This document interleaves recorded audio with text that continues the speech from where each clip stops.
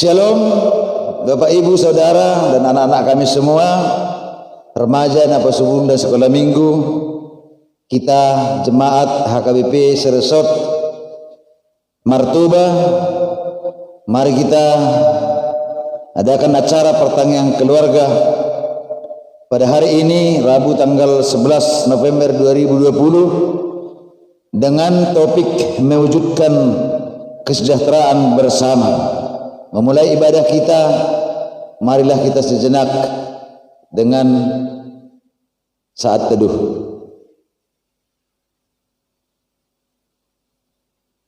Amin.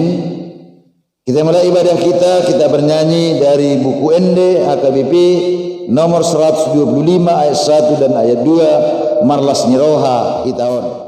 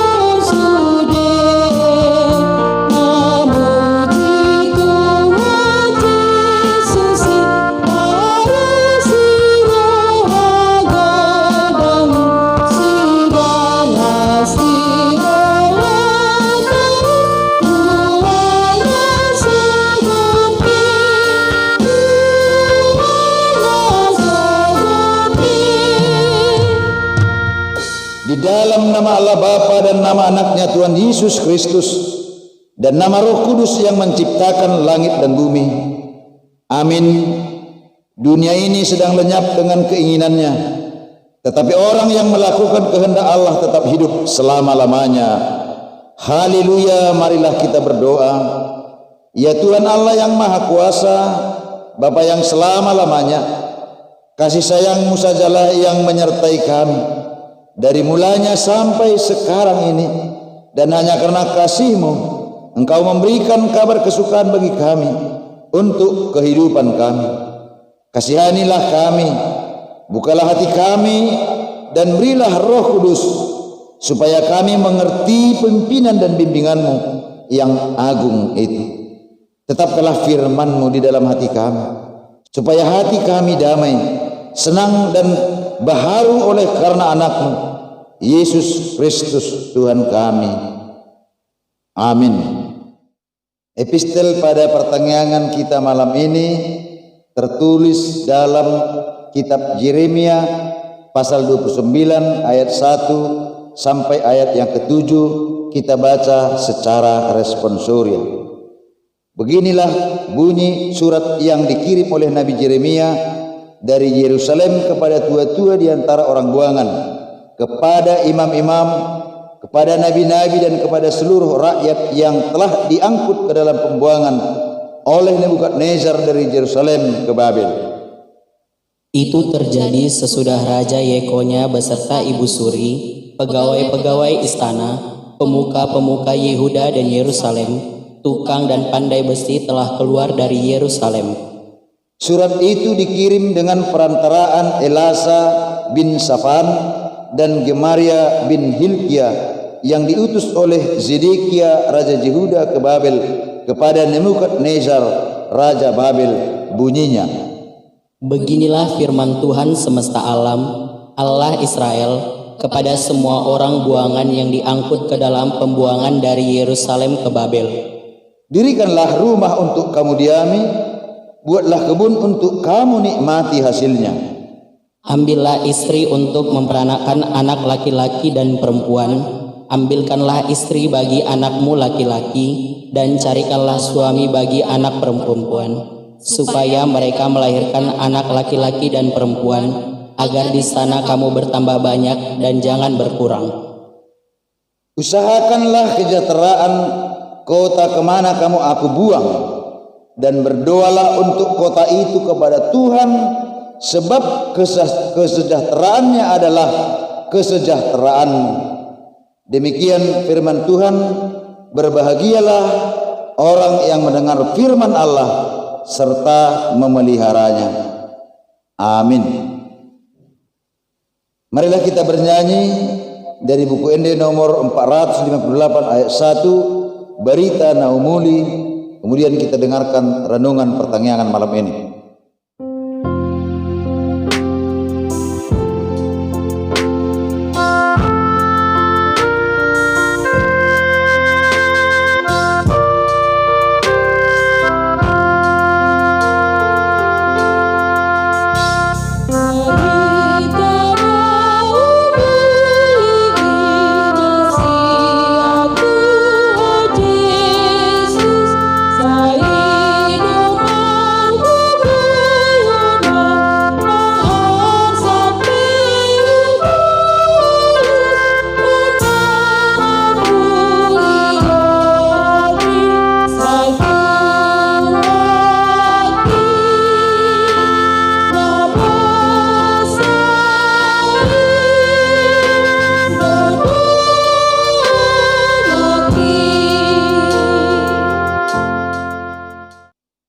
Marilah kita berdoa. Damai sejahtera Allah yang melampaui segala akal, itulah kiranya menyertai hati dan pikiranmu di dalam Kristus Yesus Tuhan kita. Amin. Shalom Bapak Ibu Saudara dan anak-anak kami, remaja, napa sebulung serta sekolah minggu. Firman Tuhan pada malam hari ini dalam pertanyaan keluarga kita. Kita buka Alkitab kita tertulis dalam Kitab Yakobus pasal 5 ayat 1 sampai ayat 6. Saya bacakan untuk kita. Peringatan kepada orang kaya.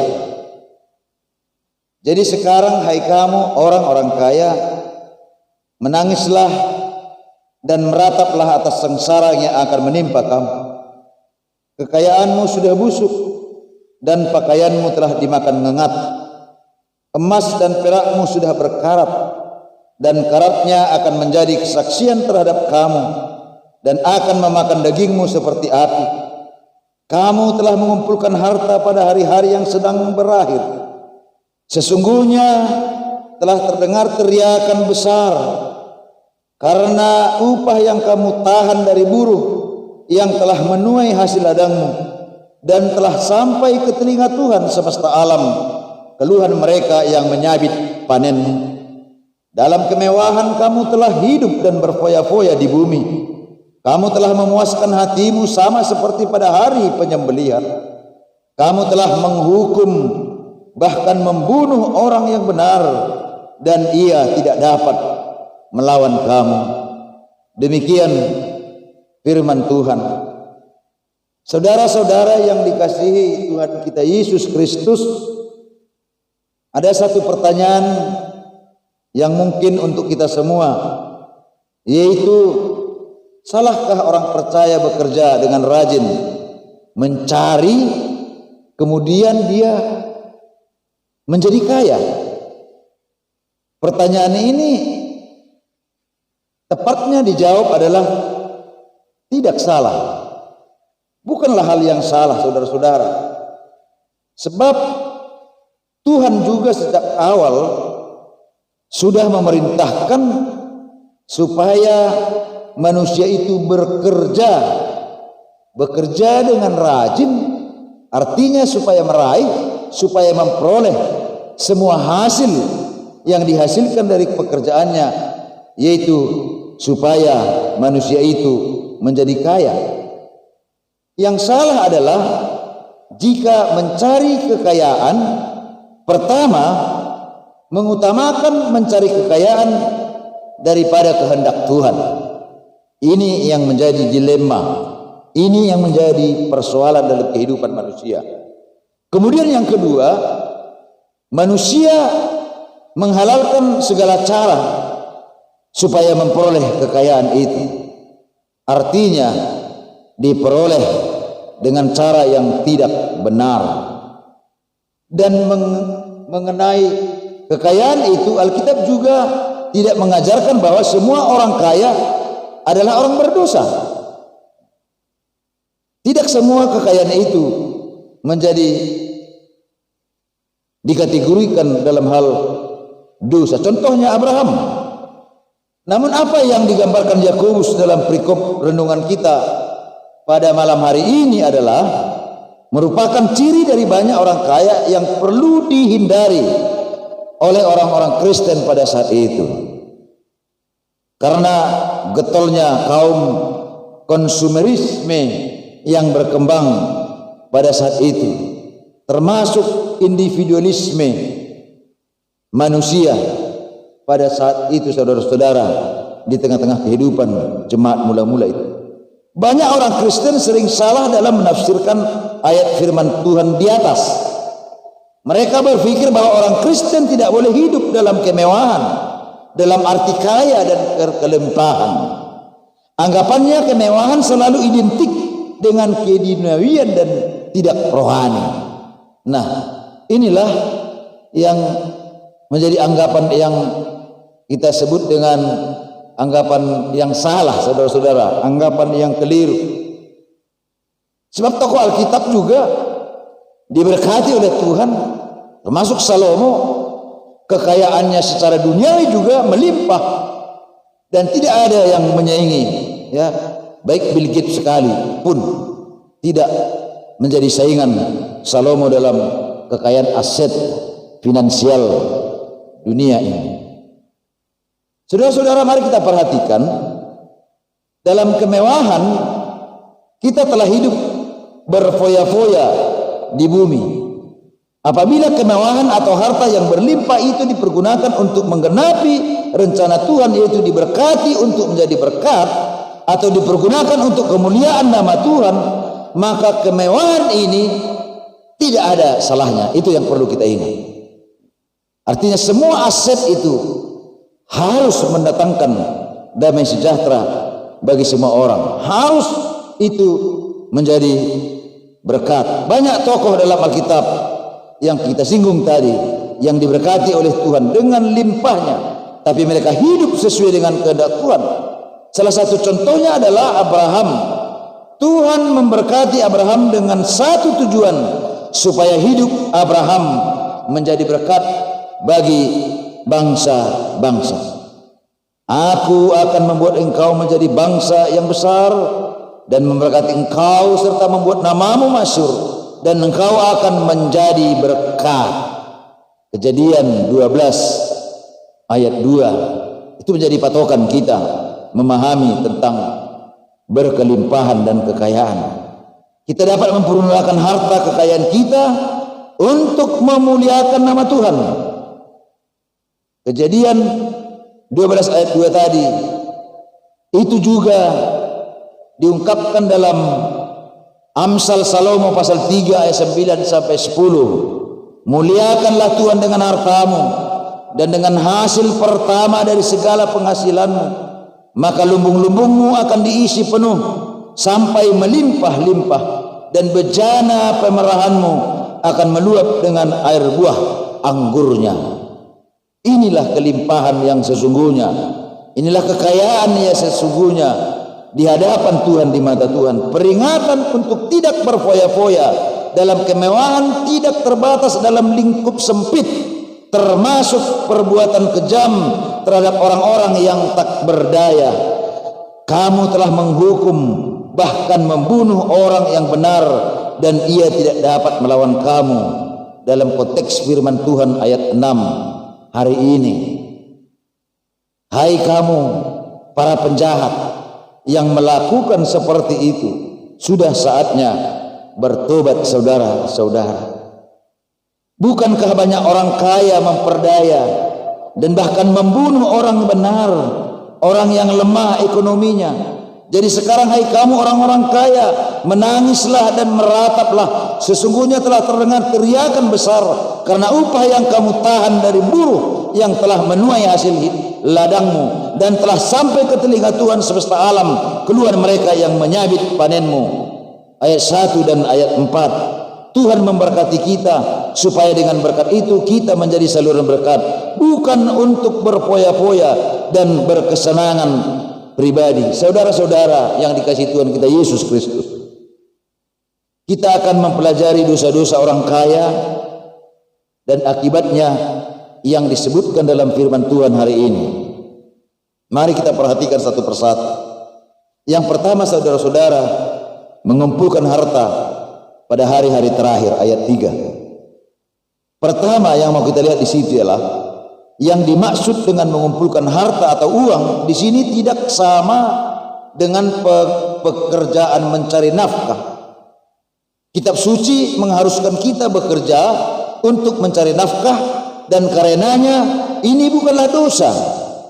Bahkan kalau kita bekerja untuk mengumpulkan uang untuk tujuan tertentu yang bisa mempertanggungjawabkannya, seperti ingin membeli rumah dan sebagainya, itu tentu tidak bisa disalahkan.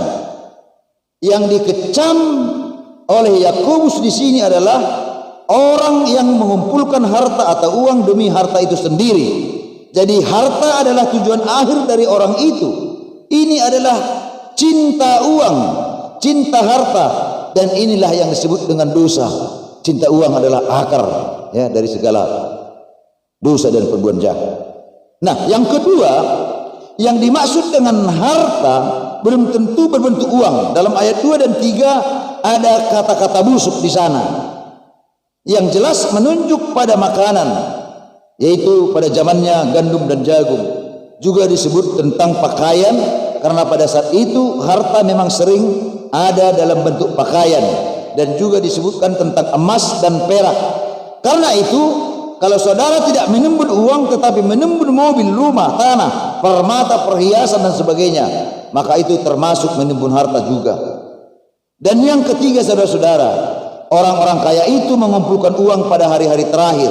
Sebetulnya hari-hari terakhir adalah saat di mana manusia harus lebih mendekat kepada Tuhan, bersiap sedia menghadapi kedatangan Kristus yang kedua kalinya, menyucikan dirinya, melayani Tuhan, belajar firman Tuhan, berdoa dan sebagainya.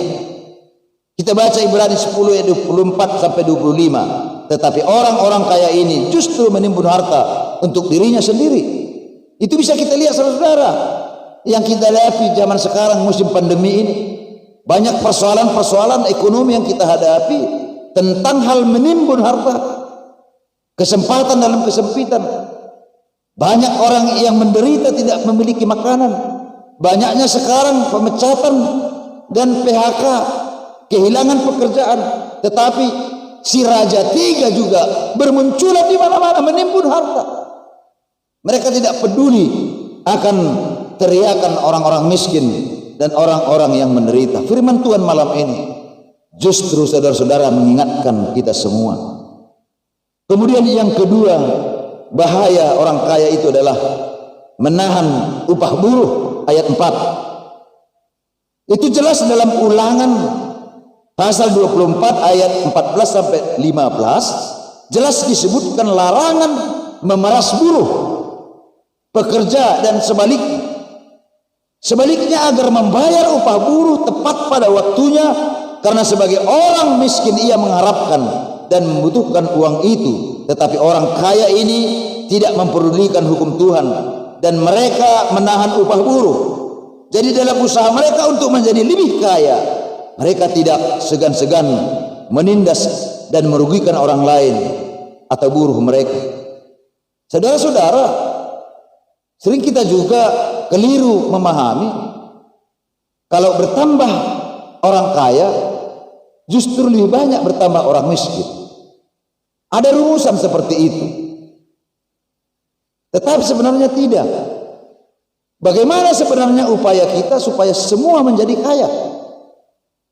Dan itulah keadilan Tuhan yang harus diterapkan dari sisi penglihatan manusia. Tetapi sampai kapan ini bisa terjadi? Ini yang menjadi masalah dan peringatan dalam firman Tuhan hari ini. Mereka berusaha mendapatkan harta dengan cara yang tidak adil dan tidak halal. Ini menjadi persoalan. Sebetulnya berdasarkan Yakobus 4 ayat 17, orang kaya yang tidak menolong orang miskin atau menderita sudah dianggap berdosa. Apalagi mereka ini bukan hanya tidak menolong, tetapi bahkan menindas. Yang ketiga, saudara-saudara, apakah kesalahan orang kaya? Ialah gaya hidup berfoya-foya. Ayat 5. Kitab suci memang tidak menyuruh kita untuk hidup sebagai petapa.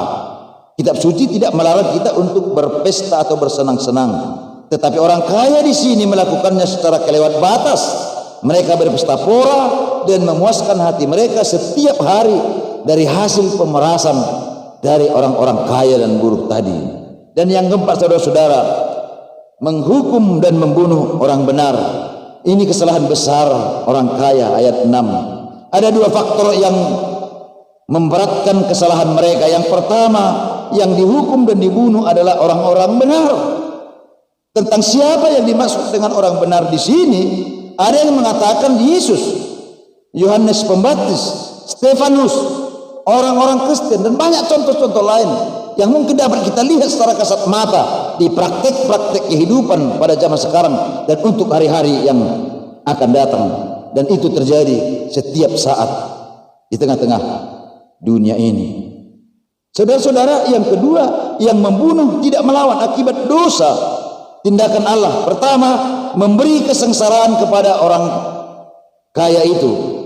Maka hati-hati, ini hukumnya, memberi kesengsaraan kepada orang kaya. Ayat 1, kesengsaraan akan dialami jika tidak bertobat. Kalau kita perhatikan dengan sungguh-sungguh, ayat 1 sangat jelas nuansa bahwa kesengsaraan yang akan dialami bukan saja nanti setelah kematian, tetapi juga di dalam hidup sekarang. Dan hal ini benar. Ada banyak kesaksian mengenai hal tersebut, seperti tidak mengalami kedamaian, kegelisahan, kekhawatiran, kekosongan dalam hati, kesemprekan, sempek artinya, stres karena pekerjaan, penyakit, dan macam-macam problem yang lain, saudara-saudara. Ketika masa muda berfoya-foya, makan sepuas-puasnya, begitu tua semua penyakit akan muncul dalam dirinya, semua menjadi musuhnya. Yang kedua, menghancurkan kekayaan mereka. Ayat 2 dan ayat 3, macam-macam problem yang lain yang kita hadapi. Kalau setan bisa menghancurkan harta dan anak-anak Ayub dalam satu hari, maka Allah pasti lebih berkuasa untuk menghancurkan harta dari orang-orang kaya itu kalau Tuhan berkenan. Kata-kata busuk, ngengat, dan karat menunjukkan bahwa Allah tidak menghancurkan kekayaan mereka dengan bermacam-macam cara. Juga dapat berarti bahwa semua kekayaan itu sifatnya fana, tidak kekal. Ia hanya berguna selama hidup di dunia ini. Ini perlu kita ingat. Holan di portibiot dui bui tabereng, parsatokinan portibiot, segodang-godang na artata, sebanyak mungkin harta yang kita kumpulkan itu akan semua berakhir.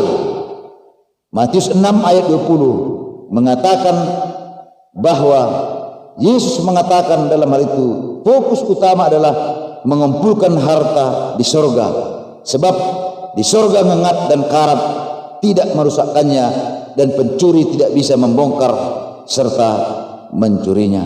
Saudara, mari kita mewujudkan tema kita pada firman Tuhan, mencari dan menggunakan kekayaan dengan benar untuk mewujudkan kesejahteraan bersama. Mengingatkan kita bagaimana seharusnya kita sebagai orang percaya bekerja dan mencari kekayaan dan menggunakan hasil pekerjaan kita dengan benar, artinya sesuai dengan kehendak Allah. Saudara-saudara, pertama kita harus memahami bahwa harta kekayaan yang kita miliki, bagaimanapun banyaknya, semuanya itu bersifat fana, artinya tidak kekal. Karena itu seharusnya kita lebih fokus terhadap harta yang kekal, sebagaimana telah diingatkan oleh Yesus dalam Matius 6 ayat 19 sampai 20. Yang kedua, kita ingat tidak menjadi sombong dan terlebih tidak semena-mena terhadap sesama manusia dalam pemanfaatan kekayaan yang Tuhan berikan itu. Yang ketiga, tidak hanya mementingkan diri sendiri dengan hidup berfoya-foya, tetapi prinsip semakin banyak diberi, semakin banyak dituntut pertanggungjawaban dari kita. Artinya semakin banyak harta kekayaan yang kita dapatkan dari Tuhan, semakin banyak juga dituntut agar menjadi saluran berkat kepada orang lain, khususnya yang membutuhkannya. Alkitab sangat menekankan agar orang percaya rajin bekerja. Sejak awal, yakni mulai cerita penciptaan, sudah menekankan hal tersebut. Kita perhatikan dalam Kejadian 1 ayat 28, Kejadian 2 ayat 15. Manusia yang diciptakan Allah tersebut diberi mandat untuk menguasai dan menaklukkan, memelihara serta bekerja. Dan dalam Amsal 6 ayat 6 sampai 9, Salomo bahkan menyuruh orang yang malas bekerja agar belajar kepada semut. Dan Paulus lebih keras lagi, ia mengatakan agar orang yang malas bekerja janganlah diberi makan. Jadi rajin bekerja harus juga dipahami sebagai panggilan orang percaya, sebagai kesaksian. Dengan kata lain, tanda orang percaya seharusnya nampak dalam ia rajin bekerja. Dan orang yang rajin sebagaimana yang diperintahkan Tuhan akan diberkati, akan mempunyai cukup makanan, bahkan tidak hanya cukup, tetapi juga akan memiliki harta kekayaan yang dapat dibagikan bagi kesejahteraan bersama dengan orang lain juga. Amin. Kita berdoa. Terima kasih Bapa di surga, firman-Mu senantiasa menuntun kami memahami bagaimana kami hidup, bagaimana kami menikmati kehidupan di tengah-tengah banyaknya anugerah dan berkat Tuhan yang kami terima. Ajar kami Tuhan memakai semua pemberian agar menjadi berkat bagi sesama kami. Jangan Tuhan berikan sesuatu bagi kami untuk menghukum kami karena pemanfaatan yang salah. Oleh karena firman-Mu hari ini, jadikan itu menjadi pedoman bagi kami. Semua kami menjadi orang kaya Tuhan, kaya karena iman, karena firman-Mu yang telah memperkaya kami dalam pengertian dan pengetahuan untuk memaknai semua anugerah yang telah Tuhan berikan bagi kami, sehingga kesejahteraan bersama dalam tatanan sosial kehidupan kami di tengah-tengah pandemi ini juga dapat kami laksanakan dengan baik. Jauhkan dari kami Tuhan kerakusan, jauhkan dari kami Tuhan hidup berfoya-foya yang tidak memperhatikan di sekitar kami. Kiranya firman-Mu hari ini membawa kami kepada tatanan hidup sosial yang baru, sehingga kami, seluruh masyarakat di sekitar kami, di tengah-tengah gereja kami, hidup bertetangga kami, terutama di rumah kami masing-masing, kami hidup sejahtera bersama dengan firman. Terima kasih Bapa atas firman-Mu. Terimalah doa kami dalam nama anak-Mu Tuhan Yesus Kristus Juru Selamat kami. Amin. Mari kita bernyanyi dari buku Ende nomor 255 ayat 1, Holland Sada Dona Rikot. Kemudian kita akan berdoa syafaat.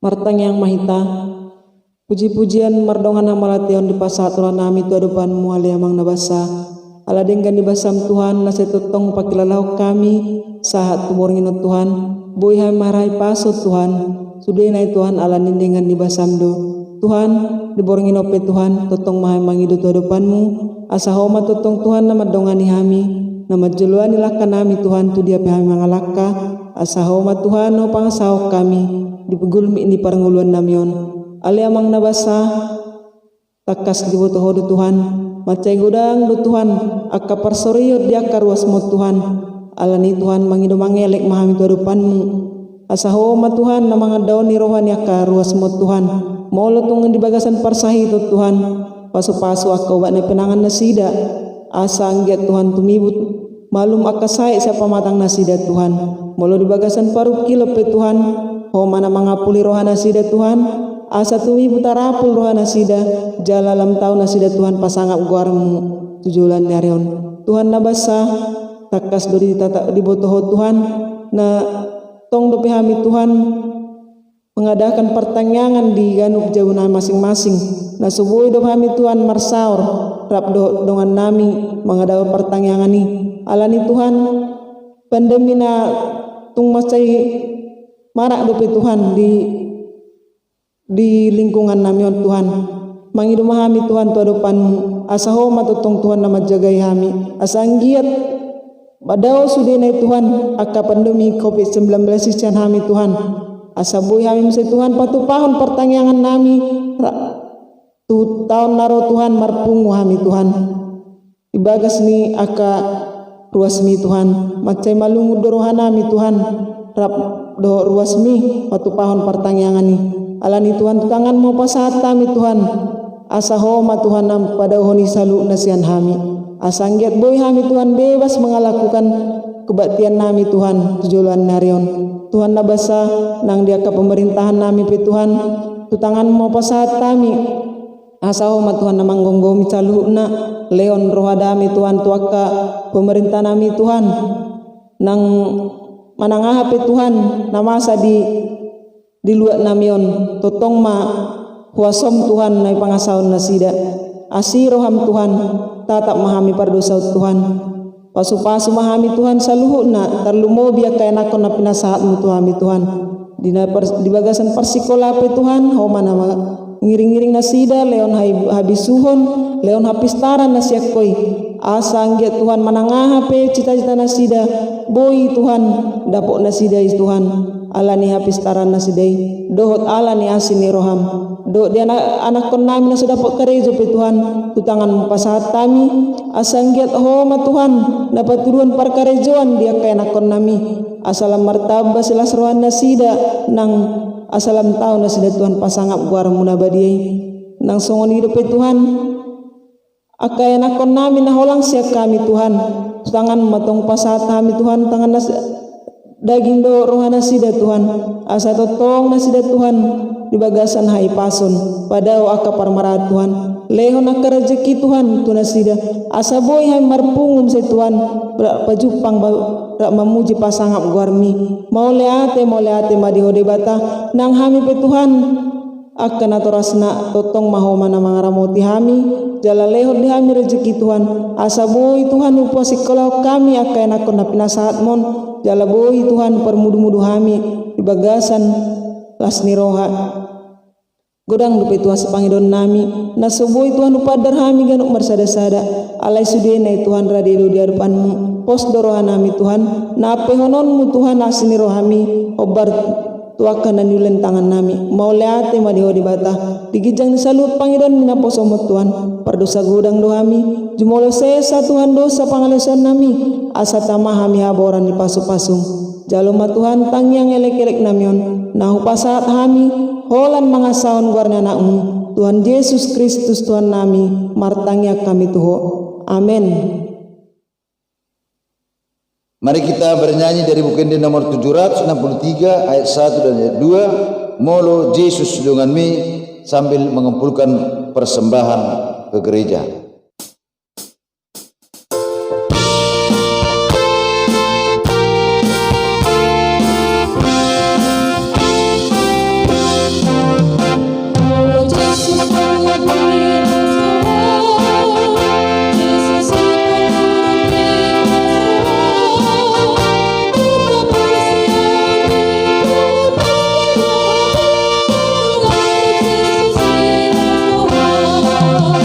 Yes.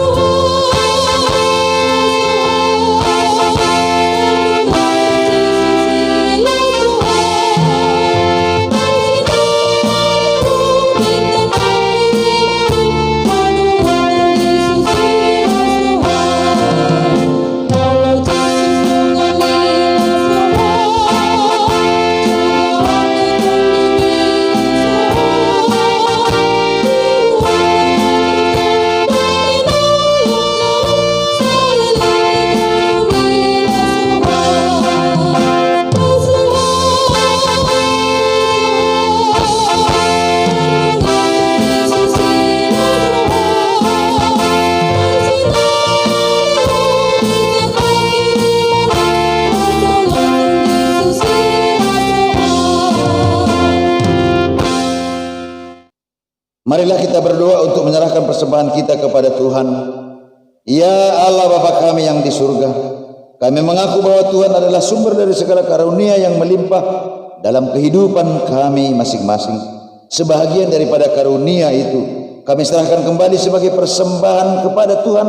Terimalah dan berkatilah persembahan umat-Mu ini, agar dapat kami pergunakan untuk pekerjaan dan pelayanan kerajaan Tuhan di dunia ini. Bukalah hati kami untuk mengenal betapa banyak berkat dan karunia yang kami peroleh dari Tuhan, supaya kami senantiasa bersyukur kepadamu di dalam nama Yesus Kristus Tuhan kami.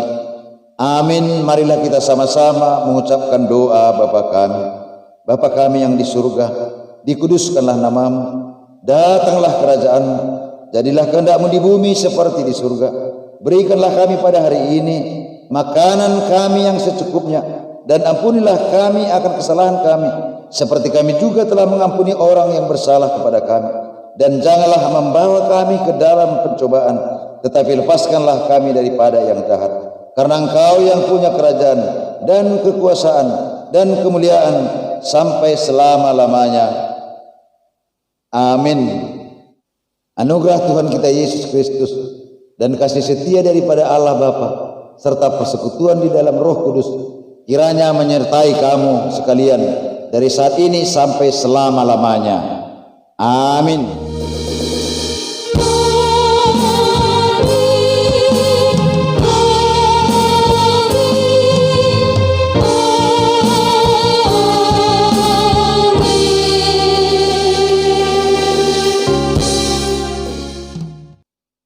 Terima kasih buat Tuhan, pada malam hari ini kita sudah dapat melaksanakan ibadah keluarga kita masing-masing di rumah masing-masing.